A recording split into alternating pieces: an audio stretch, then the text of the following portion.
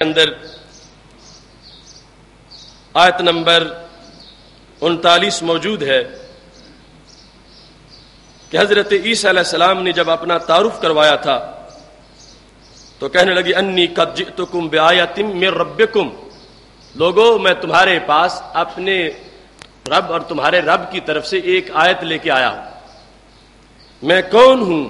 انی اخلق لکم من الطین کہیۃ الطیر، میں بناتا ہوں تمہارے لیے مٹی سے ایک پرندے کی شکل۔ اخلقو، خلق یخلق، جس کا معنی ہوتا ہے پیدا کرنا۔ فرمایا میں بناتا ہوں مٹی سے ایسی حیت جس طرح کے پرندے کی ہوتی ہے، فانفخ فیہ، اور میں اس میں روح پھونکوں گا تو کیا ہوگا؟ فیکون طیرا، وہ پرندہ بن جائے گا۔ قرآن مجید نے جو سورہ حج میں کہا تھا کہ من دون اللہ ساری پارٹی اکٹھی ہو جائے تو مکھی بھی نہیں بنا سکتی،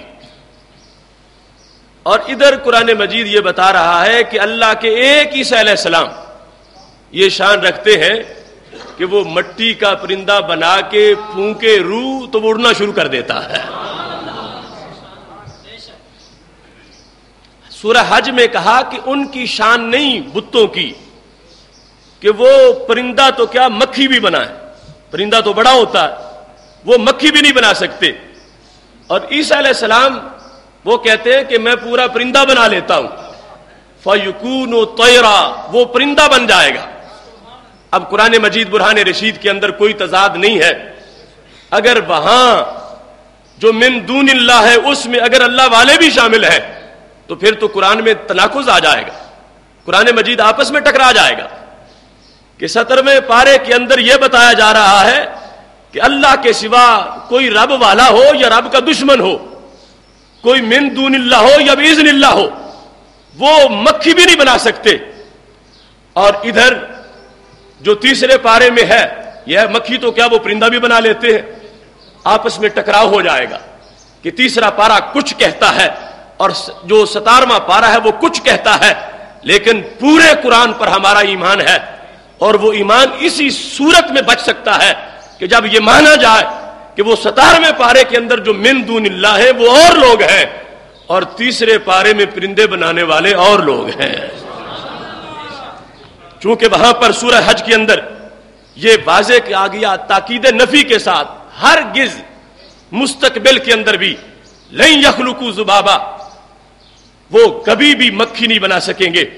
اور حضرت عیسیٰ علیہ السلام نے جو بیان کیا تو یہ نہیں کہا کہ خلق تو میں نے پیدا کیا، میں نے بنایا، فرمایا اخلقو، میں بنانے کی صلاحیت رکھتا ہوں، مضارع ہے جس میں تجدد ہے، مطلب اب بنوانا چاہو تو اب بنا دوں گا، کل بنوانا چاہو تو کل بنوا دوں گا، پرسوں بنوانا چاہو تو پرسوں بنا دوں گا۔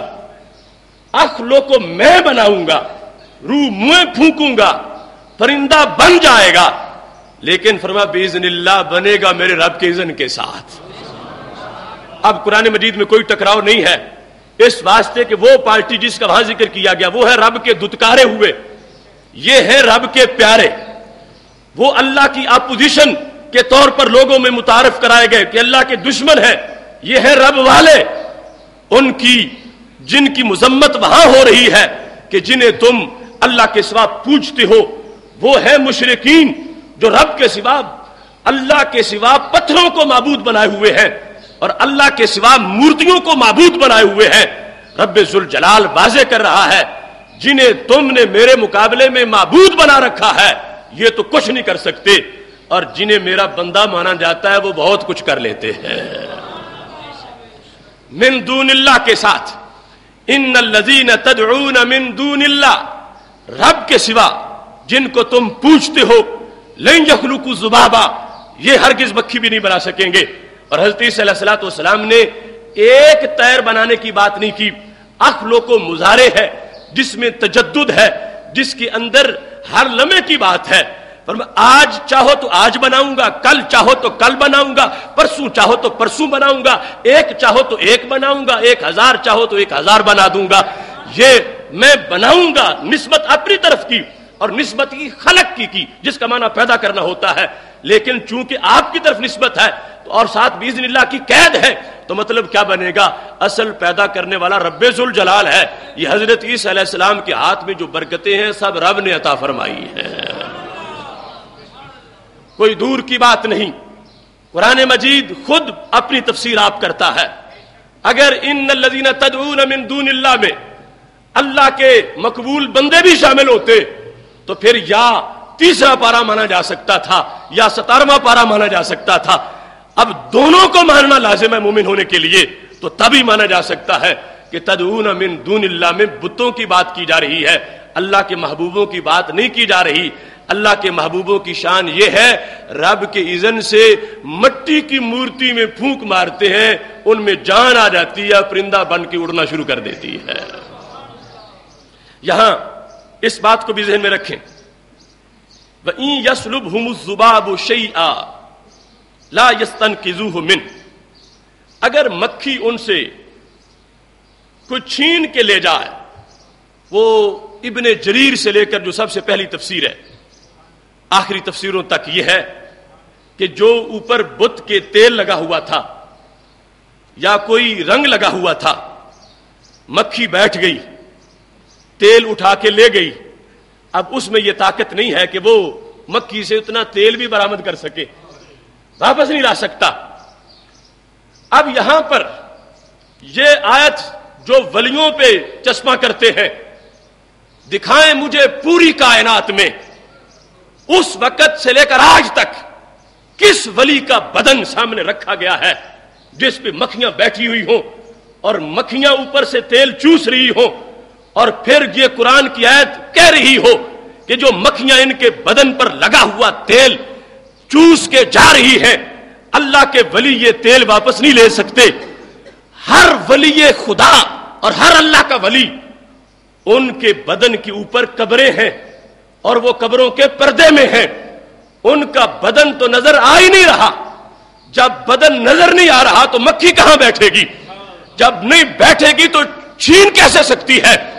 عرب کے اس پورے ماحول میں میں منبر رسول صلی اللہ علیہ وسلم پہ بیٹھ کر اعلان کر رہا ہوں، کسی علاقے میں مکہ شریف کے سوا بھی کسی ولی کا کوئی بدن نہیں تھا کہیں پڑا ہوا کہ جس بدن پر کوئی مکھی بیٹھی ہو اور مکھی نے رنگ چاٹا ہو اور چلی گئی ہو اور قرآن کہہ رہا ہو دیکھو تم اے ایمان والو ان کو اپنا حاجت روا سمجھتے ہو اور یہ تو مکھی کا بھی ہاتھ نہیں پکڑ سکے کہ مکھی کو روک سکتے ہو. نہیں نہیں، وہاں جن پہ مکھیاں بیٹھی ہوئی تھیں وہ مورتیاں تھیں، وہ بت تھے، وہ مٹی کے، وہ پتھروں کے، وہ مختلف دھاتوں کے. ان کے ہاتھ پاؤں بنے ہوئے تھے، ان کے چہرے بنے ہوئے تھے. ان میں سے کوئی بھی ایسا نہیں تھا جس کو احسن تقویم کہا جاتا ہو. ان میں سے کوئی بھی ایسا نہیں تھا جس کو خلق اللہ آدم علی صورت ہی کہا جاتا ہو. ان میں سے کوئی بھی اس شان کا لائق نہیں تھا کہ جس کو رب ذوالجلال نے اپنی تخلیق کا شاہکار بنایا ہو. وہ سارے انسانوں کے گڑے ہوئے وہ دیوتے تھے، ان پر مکھیاں بیٹھی ہوئی تھیں. جو اللہ کا ولی ہے یہ انسان کا گڑا ہوا نہیں، رب کا بنایا ہوا ہوتا ہے، کہیں بدن نہیں تھا.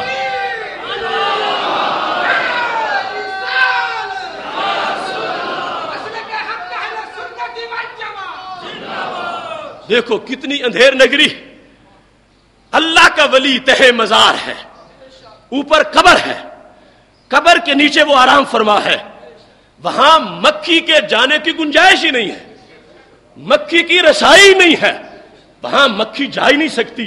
پہلے مکھی پہنچے، جائے، بیٹھے، کچھ چھین کے نکلے تو پھر یہ بولے کہ دیکھو تمہارے ولی سے مکھی چھین کے لے گئی اور وہ کچھ لے نہیں سکے. رب ذوالجلال نے اس لیے تو ایمان بالغیب کی شان رکھی ہے اور اسی لیے تو اس اسلام میں یہ پہچان رکھی ہے کہ بندوں کے گھڑے ہوئے اور ہوتے ہیں، اللہ کے بنائے ہوئے اور ہوتے ہیں. یہ جو بندوں کے گڑے ہوئے ہیں، جن کو لوگ معبود مان لیتے ہیں، جن کو لوگ اپنا مسجود مان لیتے ہیں اور بت سامنے پڑے ہیں، یہ کچھ نہیں کر سکتے. جنہیں رب نے بنایا ہے اور جنہیں رب کا بندہ مانا جاتا ہے، معبود نہیں مانا جاتا، الہ نہیں مانا جاتا، ان کے جسموں میں اللہ ایسی طاقت عطا فرماتا ہے وہ دنیا کے ایک کنارے پہ بیٹھتے ہیں، دوسرے کنارے پر اپنے ہاتھوں سے تصرف کر لیتے ہیں. اس پر آیات قرآن ابھی میں پیش کرتا ہوں. لیکن جن لوگوں نے یہ وتیرہ بنایا ہے اس آیت کے پڑھنے کا، لن يخلقوا ذبابا ولو اجتمعوا له وان يسلبهم الذباب شيئا لا يستنقذوه منه، روزانہ پڑھتے ہیں، آج تک انہیں سوچ نہیں آئی کہ ہم جس لفظ کو پڑھ رہے ہیں اس کا مصداق تو اس پورے ماحول میں کوئی نہیں ہے. پاکستان کے کس علاقے میں کسی ولی کی جو جسم تھا اس کو وہ مسالہ لگا کے رکھ دیا گیا ہو اور مکھیاں بیٹھی ہوئی ہوں اور ماننے والے پھر ان کو معبود مانتے ہوں اور پھر یہ آیتیں پڑھی جائیں. کتنا بڑا ظلم ہے. اللہ والوں کے جسم یوں کسی نے بت بنا کے نہیں رکھے، نہ ان پر کوئی مکھی بیٹھتی ہے اور نہ ہی انہیں کوئی معبود مانتا ہے. ہم جتنی شان والا بھی مانے ہم پھر بھی ان کو رب کا بندہ مانتے ہیں، اور ان کے بارے میں یہ آیت نہیں اتری. اس ماحول میں بھی پوری عرب دنیا میں اور پوری کائنات کے اندر کوئی ایسا نہیں تھا کہ جس کی ایسی مقبولیت تھی اور سامنے بدن موجود تھا اور لوگ جا کے سجدے کر رہے تھے اور معبود مانا ہوا تھا اور اللہ نے آیت نازل کر کے لوگوں کو روکا تھا. نہیں، وہاں وہ بت تھے مشرک جن کی پوجا کرتے تھے اور ان کے بدن سامنے نظر آ رہے تھے، ان پر مکھیاں بیٹھی ہوئی تھیں اور ان کی پرستش کی جا رہی تھی. خالق کائنات جل جلالہ نے واضح کیا، لوگوں یہ تمہارے معبود کچھ نہیں کر سکتے، میرے بندے بھی بہت کچھ کر لیتے ہیں.